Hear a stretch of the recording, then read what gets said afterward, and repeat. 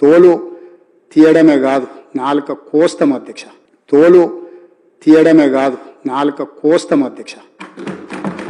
అంటే ఇప్పుడు చెప్పు రేవంత్ రెడ్డి, నేను అడుగుతున్నా, నాలుక కొయ్యాలి అన్నాడు.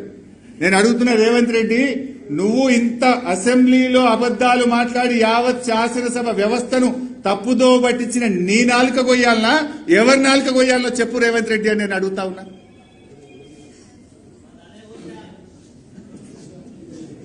అసలు నా దృష్టిలో చీమునెత్తురున్నోడైతే, మనిషి అయితే, ఈ రకంగా శాసనసభను తప్పుదో పట్టించి ఇంత ఘోరంగా ఎక్స్పోజ్ అయినోడు చక్కగా రాజ్భవన్ పోయి రాజీనామా చేయాలి. మనిషి అయితే, చీమునెత్తురున్నోడైతే. తోలు తీయడమే కాదు నాలుక కోస్తం అధ్యక్ష. తోలు తీయడమే కాదు నాలుక కోస్తం అధ్యక్ష. అంటే ఇప్పుడు చెప్పు రేవంత్ రెడ్డి, నేను అడుగుతున్నా, నాలుక కొయ్యాలి అన్నాడు.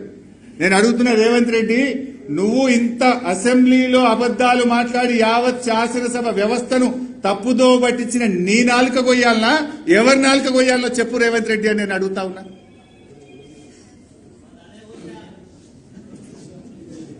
అసలు నా దృష్టిలో చీమునెత్తురున్నోడైతే, మనిషి అయితే, ఈ రకంగా శాసనసభను తప్పుదో పట్టించి ఇంత ఘోరంగా ఎక్స్పోజ్ అయినోడు చక్కగా రాజ్భవన్ పోయి రాజీనామా చేయాలి.